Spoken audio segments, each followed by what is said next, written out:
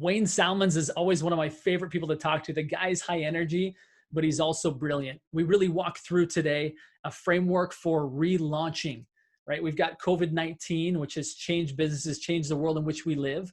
Now, maybe you're saying that COVID hasn't impacted your business that deeply. Here's what I would encourage you to think about, is that whether this was a setback or not, life will have setbacks for you, and you need some way to deal with them, to not just brush it under the rug and pretend it didn't happen. That's how you get how that setback actually turns into a setback for you. Following Wayne's advice, his 4-step process for relaunching, is going to give you the ability that anytime something comes in front of you that's a setback, it will actually allow you to propel yourself past that and become better as a result. You're going to love the episode. You're going to love Wayne. Enjoy. Welcome back to the Think Bigger Real Estate Show. I'm your host, Justin Stoddart, and privileged and honored today to have with me a mentor and a friend of mine, Wayne Salmans. Before I fully introduce Wayne, let me just remind you that the purpose of this show is to help wake you up, help you to think bigger, and live in pursuit of your potential. Wayne's going to help us do that today. If this episode is at all helpful for you, I would encourage you to go give us a like, give us a share, give us a review, whatever you can do to give some love back. We'll keep the love flowing your way. So with that, I'm excited to introduce Wayne Salmans. I met Wayne, it's been probably 3 years ago. He was a bold coach, came into town. He's now launched into something pretty significant.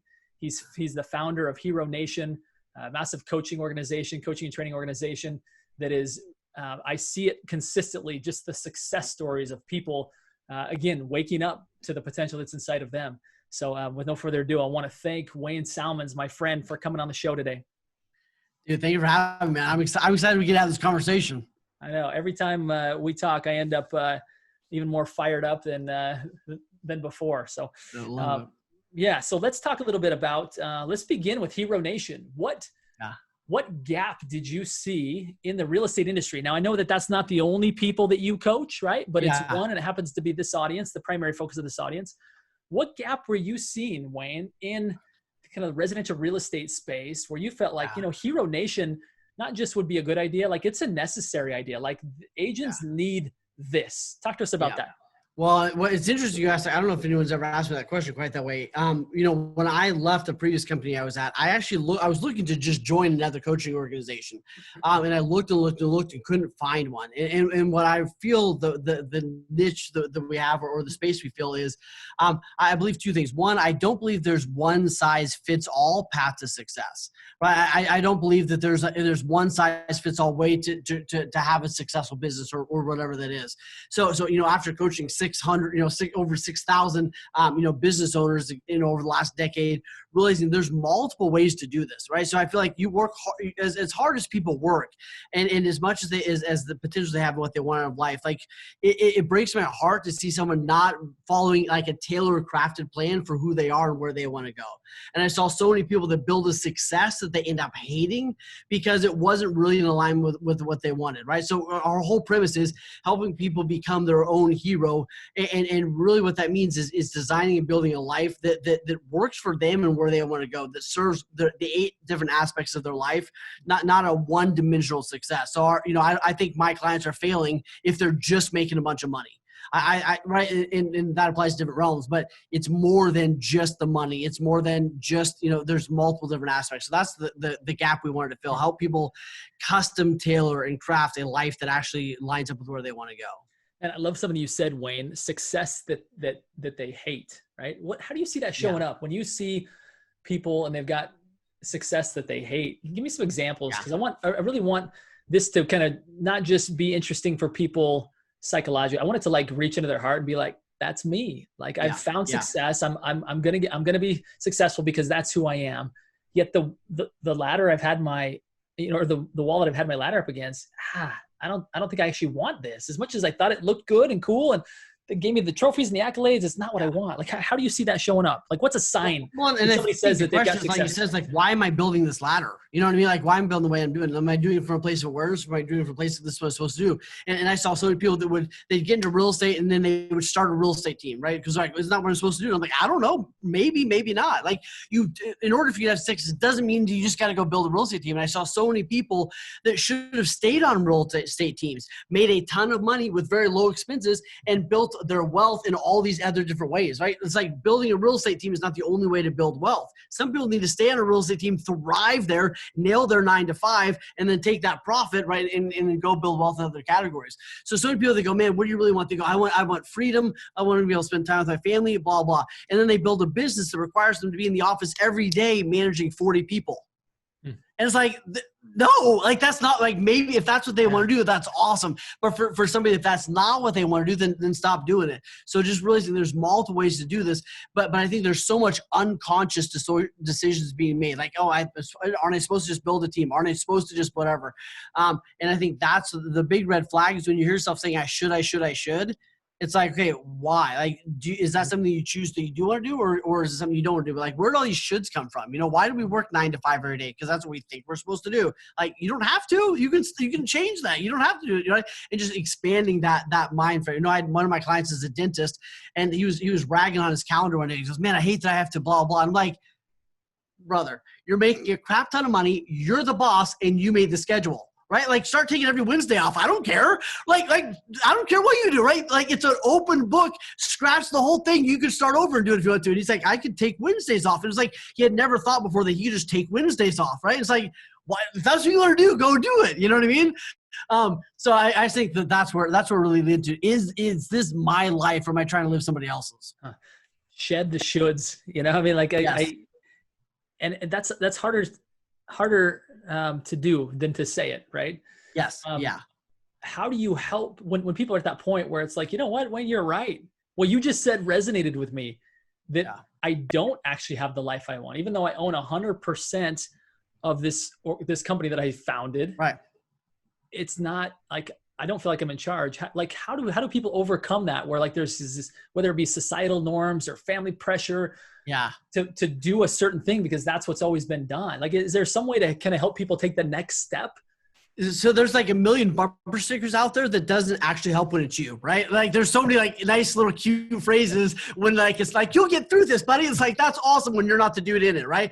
But I think there's two things. That first off is it's going to suck either way. Right? Like, it's going to be tough either way. It's going to be tough if you stay where you are, right? And it's going to be tough if you go where you actually want to go. It's going to be tough either way. You may as well just choose the one that you get where you want to go. It's like people say, man, it's hard to be rich. Yeah, it's hard to be broke too. Like there's challenges both ways. I would just rather I have the challenges of being rich rather than the challenges of being, there's going to be challenges both ways, right? So it's not like there's a challenge-free option, if that makes sense, right? It may just be that I've got massive regret versus the other. So I think that's part of it. And then I think that you and I mean, we do this all the time. We help people time travel. Right. And we go, hey, let's think about this 5 years out. How old are your kids in 5 years? What does your health look like in 5 years? How old are your parents in 5 years? What's happening if this doesn't change? What happens if this does change? Let's get really, really clear on that. And then you have the option. You can suffer once, or you can suffer twice. Suffer twice is, right, this is like when we need to fire people and we just drag it out for 6 months. It's like we suffered for 6 months and we still had to have the conversation. Versus like suffering once and just having the conversation. It's like, you want to suffer twice or you want to suffer once? It's 100% you. You're going to suffer once. You just get the option of, do you want to do the other 6 months suffering going, God, I really need to let go, Jill. What am I doing with my life, right? So and it's not easy, right? Yeah. Nobody said there is no easy option, I don't think. So you just kind of lean in. This is a perfect segue into kind of the topic promise, right? Which is relaunching, right? We're coming out of, probably the greatest global pandemic for 100 years, right? Yeah. There's just, people are figuring out how to kind of, relaunch their own business. They're figuring out how to relaunch maybe their own mindset. And again, I want to set the stage here that whether or not, because I know there's a lot of agents, their business did not slow down during this whole deal at all, right? Yeah. So you might be saying, this doesn't apply to me, but there will come a point in your life where there's going to be a setback. Either you're going to have an employee leave, somebody's going to move on, a client, a great referral partner is going to go, like something is going to happen where you're going to need to relaunch. So yes, amen. Like listening to what Wayne is going to teach us here is not just going to help those that need the help to come out of COVID-19 really strong, but this is a template, right? And a framework through which you're going to be able to now overcome any adversity. So with that being said, how do you relaunch, Wayne? Dude, that is very true. And I think there's this myth out there that, hey, once I get everything in my life dialed in, I'll be good to go. And the truth of the matter is seems to appear to be true that almost every single time you get your life 100% dialed in, something happens, right? You have a baby, there's a health crisis, there's a freaking pandemic, like who knows, like it's getting good at consistently being able to recraft, not how do I set it and be able to forget it, right? You got to continually do this. So there's really four steps to being able to relaunch and rebirth. And yet I think the first step, this kind of goes back to what you were talking about earlier, during I think the pandemic was just a good opportunity for a lot of people. One of the things that they discovered in that pandemic was, let me say it a different way. Most people live their life like it's a snow globe, and that snow globe is shooken up all the time. And they live in this constant state of go, go, go, go, go, right? They're in the car, they're listening to music, they get home, they yell at the kids, right? Once the kids go to bed, they start watching TV, right? Their snow globe is shaking all the time. And the problem is if you're living your life in a blizzard, it's very, very hard to see what's actually going on. It's hard to see, am I on the right path? This is actually what I want. Where am I headed? Oh, there's opportunities over there I didn't even see before because I'm living in this blizzard state all the time. So most people are living in that snow globe that's shooken up all the time. And what we've got to intentionally do, what the pandemic did for us, was forced most people to chill out for a second and let the snow settle.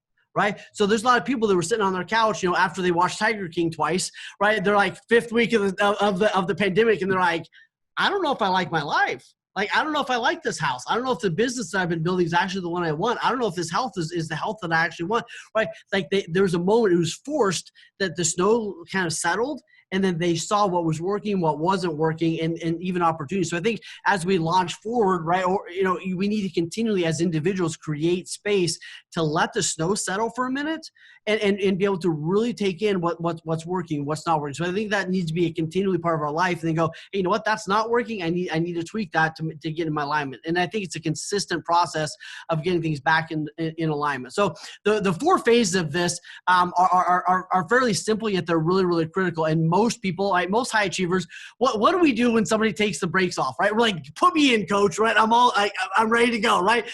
So most people just jump right back into everything, or they're trying to jump right back into everything, and they're missing the moment. Here's what I mean by this.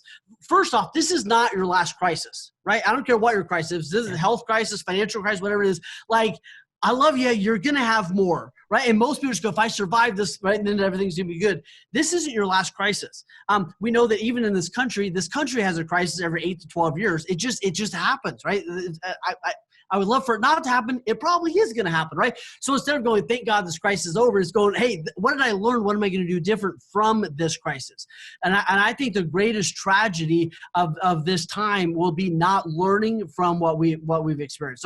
So whether that is a financial hardship, whether it's a relationship that falls apart, whether it's a pandemic, I think the greatest tragedy is to leave that experience without really articulating, what did I learn? What am I going to do differently? If you do things exactly the same as you did them before that crisis, you probably haven't learned anything. There's probably some adjustments to make. Does that make sense? Mm-hmm. So I really think, and if I can, I'll share my screen for those that are watching this live. Amazing. That'd be amazing. Bring it up. Okay, watch it record. So I think there's four phases of kind of and I'm calling it post-pandemic relaunch, but like you said, this is, I don't care what it is, relaunch, right? And the first phase is regroup. Taking inventory for where you actually are. And I think especially those of you that are in real estate or mortgage, whatever, it's literally forcing yourself to take a moment and go, what are my numbers year to date? What do my numbers year over year look like? What are the lead sources that I thought were going to work? Are those going to continue to work? I coach this one company that sells wine. Their whole strategy was in-home wine tastings. A pandemic comes along, and they're like, it's going to be a little different, right? I told them just start solely marketing to realtors; they should be fine, right? So, but like, are your lead sources going to work, right? Or do you need to find students? Are your people still the right people? Do you need to adjust that? What worked last year is going to work this year. So, taking a moment. Here's the imagine. Gosh, and I'm sure you're like me. What was your business plan like at the beginning of 2020? Like, it was gorgeous, man. It was like laminated. It was like, it's probably the best one you've ever had, right? Like, it's 2020, man. It's going to be awesome. It's like this beautiful little picture you got on the table. It's awesome. And then somebody named COVID comes along and bashes that table, and your piece is scattered everywhere, right? Then they do a little dance on the pieces, right? So it's like, this is your moment. You got to go, all right, what pieces are here? Which ones are left? Which ones are banged up but still usable? Which ones are missing completely? So you got to kind of do a regroup and go, okay, there's a lot of the puzzles still here, but I've got to, what do I need to adjust it and get in there? And then I would challenge everyone, and I'll share you a link to this workbook if you want to get it. Amazing. But to go through and actually articulate what they're going to do different. So I love this question, like around my finances, what am I going to stop doing? What am I going to do less of? What am I going to keep doing? What am I going to do more? Like actually articulate what they're going to do and be specific on that. Because how many times have you and I seen people go through crisis, they go, I'm going to save money. It never happens, but it would be much more effective to go, hey, from now on, I'm putting 2% of every dollar I make into like, it's got to be specific. So put some workbooks in there to help people get really specific about what they're going to do and what they're going to do different. And this whole first page is, I think what I would love for everyone to do as you go through this pandemic or you go through any crisis is like, each of us, and Justin, I bet you already have this done, right? Like, here's the 10 things I'm going to do next time there's a global crisis. I want you to write those things down, and next time there is one, you literally run to your little box, you pull it out, and you're like, all right, thank God I wrote this stuff down. All right, here's what I do, right? Here's the first 10 things I do when crisis, because there's probably another one, and there's a good chance we're going to forget if we don't write down. That makes sense? Man, I'll tell you, one of the most powerful practices that I've adopted that I had for years and years, and then I gave it up when I started having kids because I don't know, I wasn't sleeping enough or something. But I started journaling again, and I have a family journal and a personal journal. So part of my morning routine is I write, and it's like a paragraph. Like I'm not talking this is like some elaborate piece. I grab pictures and pull it in from my phone, and I write a paragraph of the experience and what I learned. And I'll tell you what, that has been created such a powerful process for introspection and the things that I'm pulling out that I'm grateful for, these moments with my kids. And then personally, in my personal journal, stuff that I'm really like being super honest with myself, being like, I didn't like how I showed up today with my kids. Or, you know, like, why am I fearful of calling this person? Like, what's really going on here? Right. And as I start to deal with that, right, it's amazing, like the problems that I can solve when I'm not just shoving them under the rug. You know? Do you have an app you use for that? What do you use for that? I use Good Notes. Good. So awesome. It's an app that allows me to, in fact, hold on, use my Apple Pencil so I can actually write, right? There's all this, all of this research about when you go through like handwriting, it triggers more things in the brain than when you type. Yeah. But like in this digital world, like I can't keep paper journals and carry them with me on vacation and pack them around.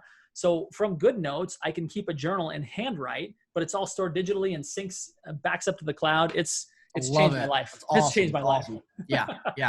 No, man, I love that. I love that. You know, it reminds me of a story where a guy said, you know, at the end of his life, you probably heard the story, but he hands his family 2 journals, more or less, right? And he goes, hey, this is the journal that talks about all the wealth, right? This is where all the money is and yada, yada, all right? Awesome, right? Keep that one. And this is the journal of everything I've learned. Like, and by the way, this one's way more valuable than the money one. This is like the lessons I've learned. This is like how I make decisions. This is how I confront crisis, whatever it is.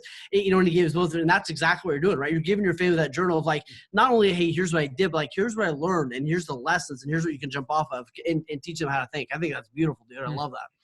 Yeah, I hadn't thought about that as far as from a posterity standpoint of passing that along. It's great introspection for me, but yeah, what a gift. Right. To be able to go back and see the lessons that your great grandfather learned about how to become a better person. Exactly. Great point, man. Yep. Okay. So back to the relaunch. So going back, step 1 is really just take a moment and figure out where you are, right? Like it really regroup. Step 2 is recraft. And this is where you do what you're just talking about. You sit down, you got to write some stuff out. What's my new vision for the year? What are my lead sources going to be? What does my org chart need to look like? What's my new weekly? Hopefully your schedule is different than it was before, right? Like there's probably some adjustments that you want to make, right?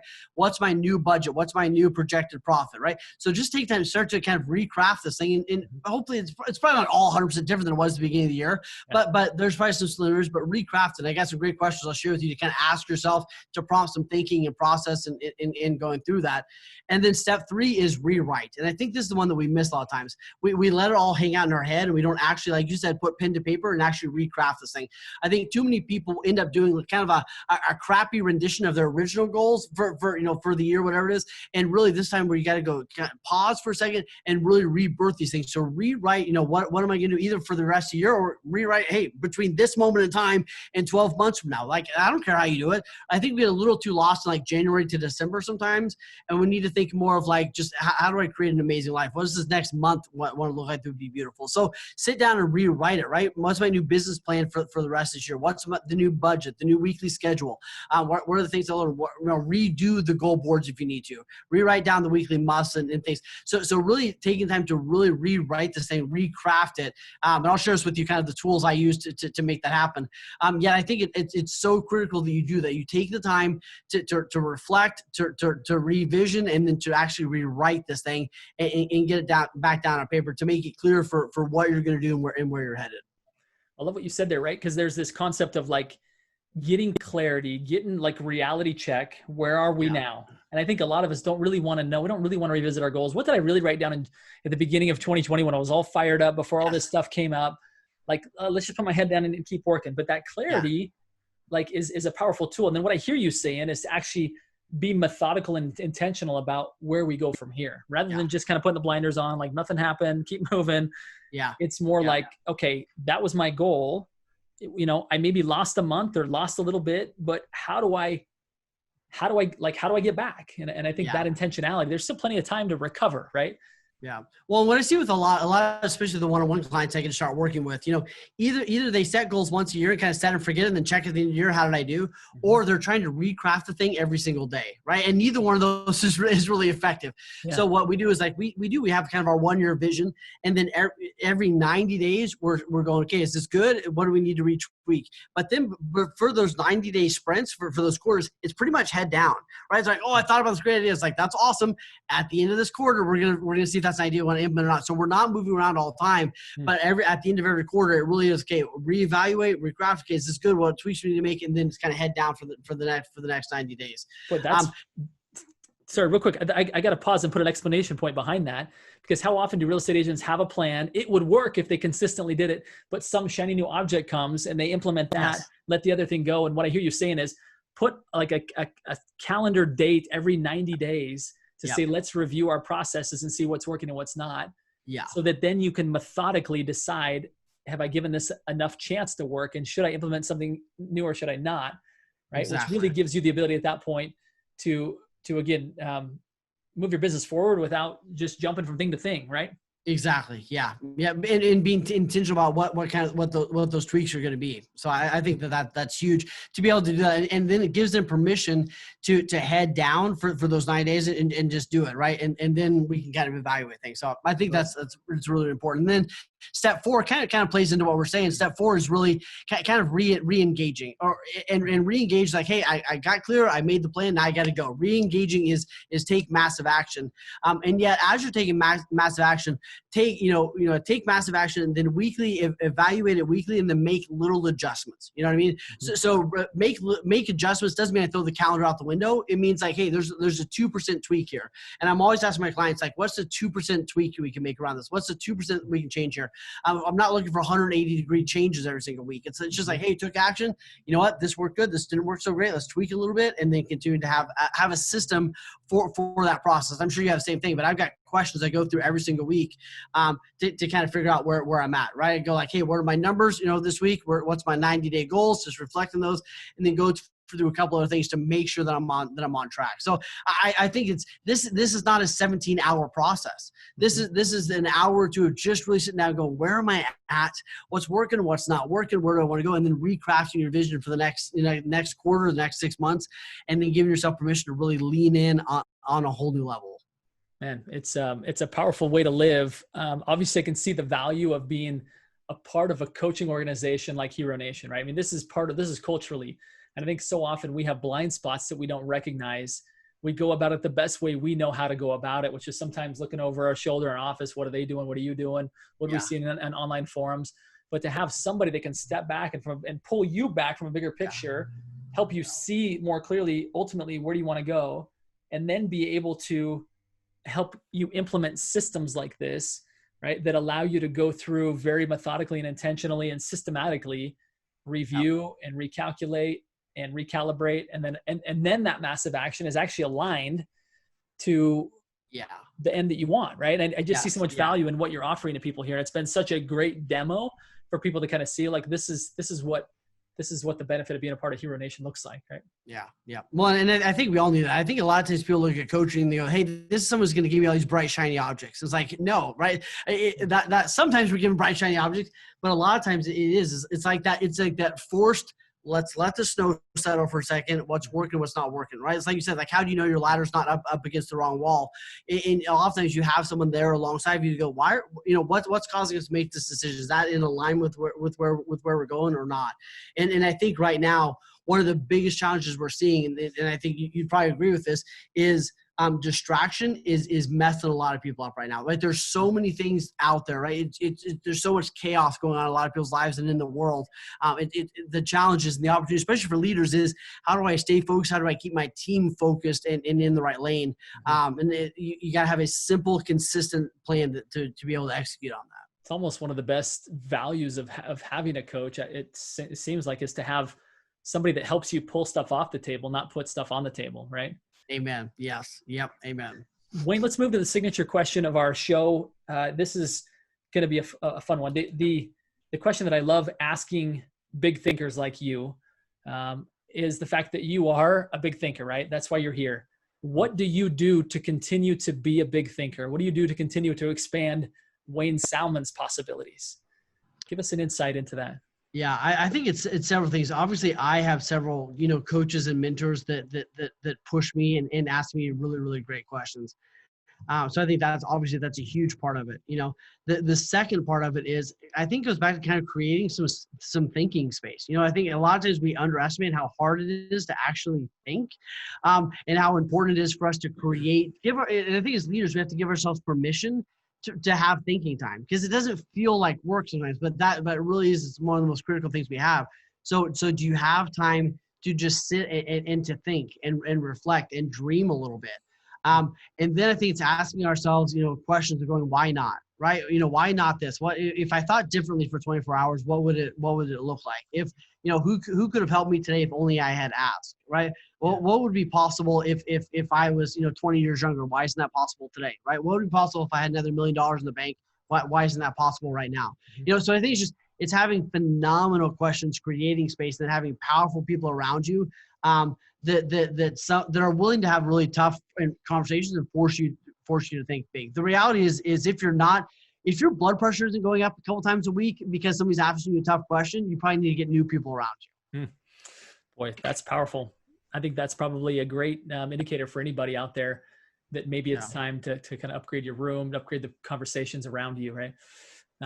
It's interesting. We live in a knowledge economy, and sometimes the brain, although it has the power to think and be a phenomenal tool to really create differentiation and separation, we oftentimes use it as if we're still in the Industrial Revolution, right? We just, like we do what we're told, we're just these kind of creatures of habit, as opposed to what you've taught us, which is to stop and actually use the brain for the powerful tool that it can be. And but that's awesome, Wayne. Thank you so much, man, for answering that so well, for sharing with us a framework for relaunching, right? Whether it be because of the pandemic or because of any other setback that we're faced with now or inevitably will be facing in the future. Super valuable. I appreciate you. I appreciate the friendship. I'm in so much admiration of what you're doing and the impact you're having. You're a great example to me, and I appreciate you very much. And want to remind everybody that's tuning in here that you can find Wayne. In fact, Wayne, tell them where's the best place that people can go find you, learn more about Hero Nation. Kind of give us some insight on best tracking you down. Yeah, absolutely. I mean, the best thing right now is if you go to theheronation.com and you / relaunch, you can get that whole packet, right? It's a whole packet that you can go and get. So I would go to theheronation.com / relaunch. You can download that entire thing for free. And I would take it, make it your own, take my name off it. I don't care, but use that with yourself, use that with your teams. That's what I would say, get into action there. And my goal, especially during this last amazing couple months, is first off, I've had the best pandemic of my life. This is the best pandemic I've ever had so far. Right. But my goal during this whole time, just like you, is my goal is to give so much value and help people, small business owners, especially during this time. And then down the road, it's hey, you know what? I think I am ready for a coach. Hey, I think I'm ready to have some of these conversations. Then I just want to be one of the people you interview for that job, if that makes sense. But right now, my goal is just to give so much value and to help people thrive during this time. And I think it's not just by giving small business owners our money. It's also by giving them the tools that are working in our lives to help us continue to grow. So good, man. I appreciate you tons. And I want to remind everybody that the mantra of this show and the expectation when you listen to this isn't to just be entertained. Although it's been entertaining, but it's to really go think bigger. Wayne, thanks so much for helping us do that today. Appreciate you, man. Look forward to staying in touch. Appreciate you doing, man. Appreciate your friendship. Appreciate all you're doing for us. Thanks, brother. Talk to you soon.